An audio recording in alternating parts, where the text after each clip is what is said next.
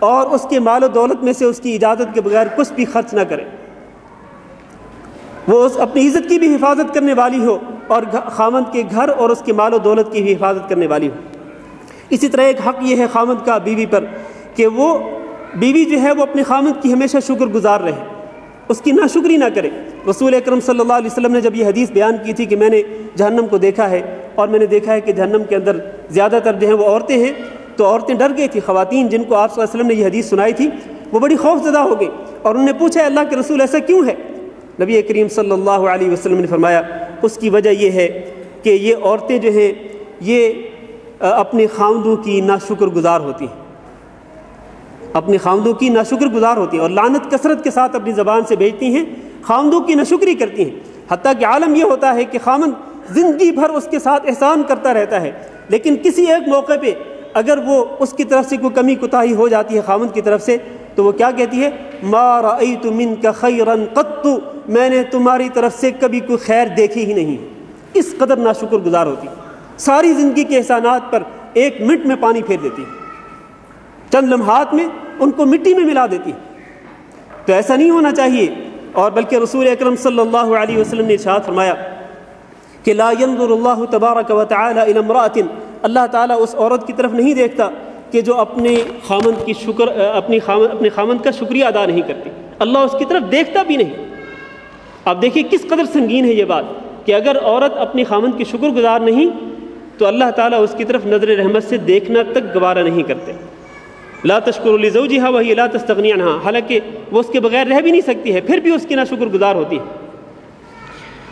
یہاں پر ایک وصیت ذکر کرنا چاہتا ہوں خاوند کے حقوق کے سلسلے میں، جو کہ امامہ بنت الحارث نے اپنی بیٹی کو رخصتی کے وقت روانہ کرتے ہوئے کچھ وصیتیں کی تھیں۔ وہ 10 وصیتیں ہیں، میں انتہائی اختصار کے ساتھ چونکہ صرف 12 منٹ باقی ہیں، تو اس نے امامہ بنت الحارث نے اپنی بیٹی کو رخصتی کے وقت روانہ کرتے ہوئے جو نصیحتیں کی تھیں ان میں سے ایک بات اس نے یہ کی تھی کہ ہر عورت جو ہے وہ مرد کے بغیر نہیں رہ سکتی، بلکہ اس نے کہا کہ انما لیکن النساء للرجال خلقنا، عورتوں کو تو اصل میں مردوں کے لیے ہی پیدا کیا گیا ہے، وَلَهُنَّ خُلِقَ الرِّجَالِ، اور مردوں کو انہی کے لیے پیدا کیا گیا ہے، عورتوں کے لیے۔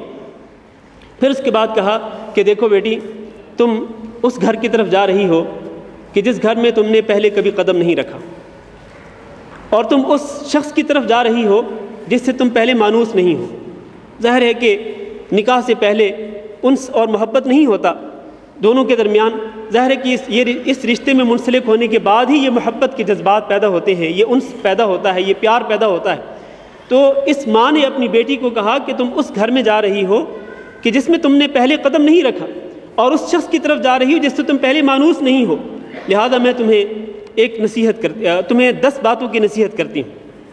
وہ اگر تم ان 10 باتوں پہ نصیحت کرتی رہو گی یا عمل کرتی رہو گی تو تم اس گھر کی مالکہ بن جاؤ گی، اس گھر کی تم مالکہ بن جاؤ گی، اور تمہاری جو ازدواجی زندگی ہے بہت ہی اچھے انداز سے گزرے گی۔ وہ 10 نصیحتیں کیا تھیں؟ اس نے 5 جملے بولے، اس عورت نے 5 جملے بولے، اور ہر جملے میں 2 نصیحتیں۔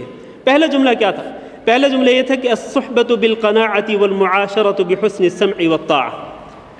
اس میں 2 نصیحتیں کہ تم قناعت کے ساتھ اپنے خاوند کا ساتھ دیتی رہنا، جس طرح میں نے پہلے بھی کہا ہے کہ خاوند چاہے خوشحال ہو چاہے وہ بدحال ہو، تنگ حال ہو، ہر حال میں خاوند کا ساتھ دینا ہے ایک۔ دوسرا المعاشرۃ بحسن السمع والطاعۃ، تم نے اس کے ساتھ رہنا ہے، کس طرح اس کے ساتھ زندگی بسر کرنی ہے، کس طرح؟ السمع والطاعۃ، اس کی بات کو سننا اور اس کی فرما برداری کرنا، اس پہ عمل کرنا۔ دوسرا جملہ والتعہد لموقع عینہ والتفقد لموضع انفہ، تم اس کی آنکھ کا اور اس کی ناک کا خیال رکھنا۔ معنی کیا ہے؟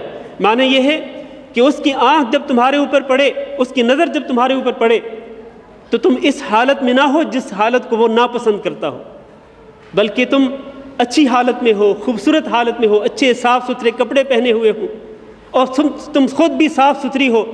جب بھی اس کی نظر تمہارے اوپر پڑے تو پہلی نظر پڑتے ہی تم اس کو خوش کر دو، اور دوسرا کہ اس کی ناک کا خیال رکھنا کہ تمہارے کپڑوں سے اور تمہارے جسم سے اس کی ناک میں بدبو نہ جانے پائے، خوشبو ہو، تمہارا جسم صاف ستھرا ہو، اس سے یقینی طور پر تم اپنے خاوند کے دل کو جیت لو گی۔ یہ 4 نصیحتیں ہوگی۔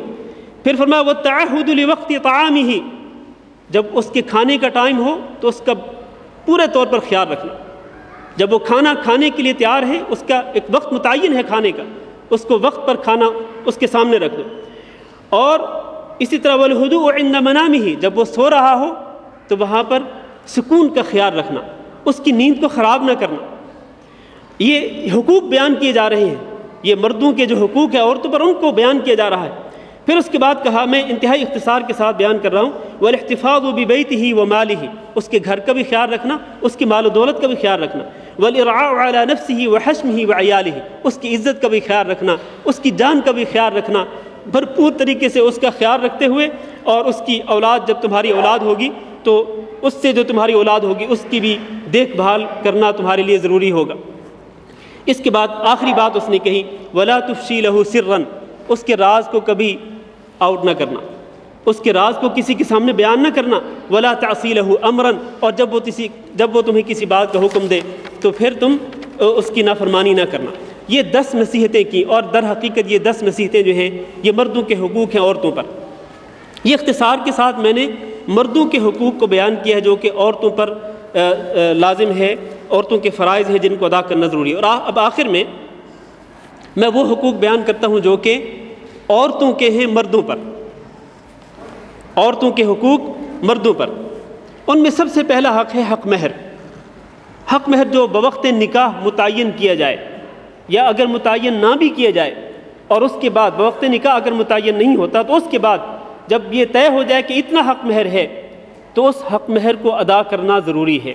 اللہ تعالیٰ نے قرآن مجید میں ارشاد فرمایا، وَآتُوا النِّسَاءَ صَدُقَاتِهِنَّ نِحْلَةً، خوشی خوشی ان عورتوں کو، اپنی بیویوں کو ان کے حق مہر ادا کر دیا کرو.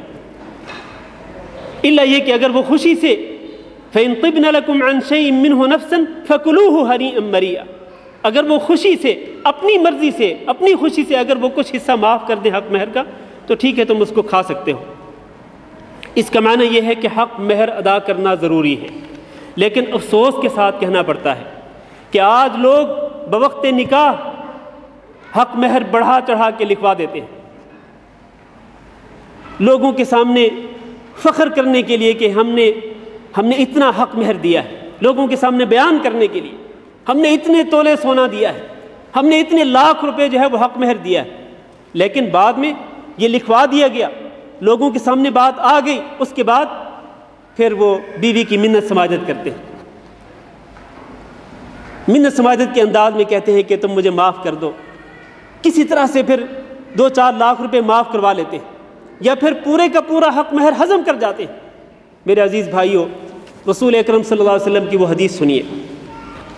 فرمایا ایما رجل تزوج امرأة، وہ شخص جو کسی عورت سے شادی کرے، علی ما قل من المہر او کثر، چاہے اس کا حق مہر کم ہو یا زیادہ ہو، لیس فی نفسه ان یؤدی الیہا حقها، لیکن بوقت نکاح جب اس نے کم یا زیادہ حق مہر متعین کر دیا، اس کے دل میں یہ تھا کہ وہ اس کو ادا نہیں کرے گا، بعد میں معاف کروا لے گا. فرمایا رسول اکرم صلی اللہ علیہ وسلم نے خدعها، یہ دھوکے باز ہے، اس نے اپنی بیوی کو دھوکہ دیا ہے. ومات ولم یؤدی الیہا حقها، اور اگر اس کی موت اسی حالت میں واقع ہو جائے کہ اس نے اپنا حق مہر اپنی بیوی کو ادا نہیں کیا، لقی اللہ یوم القیامت وہو زان، قیامت کے دن اللہ تعالیٰ سے وہ اس حال میں ملے گا کہ وہ زانی تصور کیا جائے گا، والعیاذ باللہ. لہذا حق مہر ادا کرنا ضروری ہے. لیکن یہاں حق مہر کے متعلق 1-2 مسئلے کی طرف اشارہ کر دیتا ہوں. حق مہر کتنا ہے؟ دیکھیں، حق مہر جو ہے اس کی مقدار متعین نہیں ہے، بلکہ اس کو مرد کی حیثیت پر چھوڑ دیا گیا ہے. مرد اپنی حیثیت کے مطابق حق مہر دے سکتا ہے. اگر وہ مالدار ہے، اللہ تعالیٰ نے اس کو ہمت دی ہے تو وہ اچھا حق مہر دے. لیکن اگر وہ بہت ہی مفلوق الحال ہے، غریب ہے، فقیر ہے اور زیادہ حق مہر نہیں دے سکتا، لا یکلف اللہ نفسا الا وسعها، اللہ تعالیٰ انسان کو اس کی طاقت کے مطابق ہی پابند بناتا ہے. لہذا جتنا حق مہر وہ آسانی کے ساتھ دے سکتا ہے وہ اتنا ہی اس کو ادا کر دے.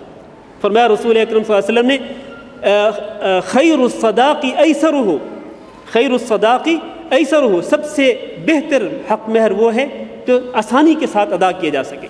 آپ دیکھیں رسول اکرم صلی اللہ علیہ وسلم نے اپنی تمام ازواج مطہرات کو جو حق مہر دیا، معلوم ہے وہ کتنا ہے؟ تمام ازواج مطہرات، ایک کی بات نہیں کر رہا، تمام ازواج مطہرات کو آپ نے جو حق مہر دیا وہ 176 گرام سونے کے برابر ہے، 176 گرام 176 گرام سونے کے برابر تمام بیویوں کا حق مہر جو ہے۔ اور حضرت فاطمہ رضی اللہ تعالیٰ عنہ سے جب حضرت علی رضی اللہ تعالیٰ عنہ نے نکاح کرنے کا ارادہ کیا تو نبی کریم صلی اللہ علیہ وسلم نے فرمایا کہ تم اس کو کچھ نہ کچھ تو دو، یعنی حق مہر اس کو ادا کرو۔ حضرت علی نے کہا میرے پاس کچھ بھی نہیں، تو نبی کریم صلی اللہ علیہ وسلم نے فرمایا کہ وہ تمہاری زرہ کہاں ہے؟ کہا وہ موجود ہے، فرمایا وہی زرہ ہی اس کو پیش کر دو۔ سیدۃ نساء اہل الجنہ، اہل جنت کی خواتین کی جو سردار خاتون ہیں اس کا حق مہر کتنا ہے؟ 1 زرہ۔ ایک صحابی نبی کریم صلی اللہ علیہ وسلم کے پاس آتا ہے، کہتا ہے کہ میں نے شادی کا ارادہ کیا ہے، نکاح کا ارادہ کیا۔ آپ نے فرمایا کہ حق مہر کتنا ہے تمہارے پاس؟ کہا کچھ بھی نہیں۔ کہا فرمایا التمس ولو خاتما من حدید، جاؤ حق مہر تلاش کرو، چاہے وہ لوہے کی انگوٹھی کیوں نہ ہو۔ آپ کو پتہ ہے کہ لوہے کی انگوٹھی کی کتنی قیمت ہوتی ہے؟ وہ صحابی گیا گھوم گھام کے، پھر جب وہ واپس آیا تو اس نے کہا اللہ کے رسول میرے پاس تو وہ لوہے کی انگوٹھی بھی نہیں۔ رسول اکرم صلی اللہ علیہ وسلم فرمایا کہ تمہیں وہ صورتیں یاد ہیں؟ کہا ہاں مجھے کچھ فلاں صورتیں یاد ہیں۔ فرمایا جاؤ تم یہی صورتیں جو ہیں وہ عورت کو، اپنی بیوی کو سکھلا دینا، یہ یاد کروا دینا، اسی کی عوض میں نے تمہاری اس سے شادی کر دی۔ لہذا حق مہر جو ہے وہ اپنی طاقت کے مطابق بلکہ اپنی استطاعت کے مطابق ہی ہونا چاہیے، اور کم حق مہر جو ہے وہی مطلوب ہے۔ حق مہر میں زیادہ غلو کرنا، حد سے تجاوز کرنا جو ہے یہ قطعاً اسلام کے اندر مرغوب نہیں ہے، اور خاص طور پر جب فخر کرنا مقصود ہو، لوگوں کو دکھلانا مقصود ہو تو پھر تو یہ بالکل ہی غلط ہے۔ تو پہلا حق یہ ہے بیوی کا خاوند پر کہ اس کا حق مہر اس کو ادا کیا جائے، اور دوسرا حق یہ ہے کہ اس کا نان و نفقہ اس کو دیا جائے۔ نان و نفقے سے مراد کیا ہے؟ کھانا پینا، لباس اور اس کے جائز اخراجات وہ پورے کرے۔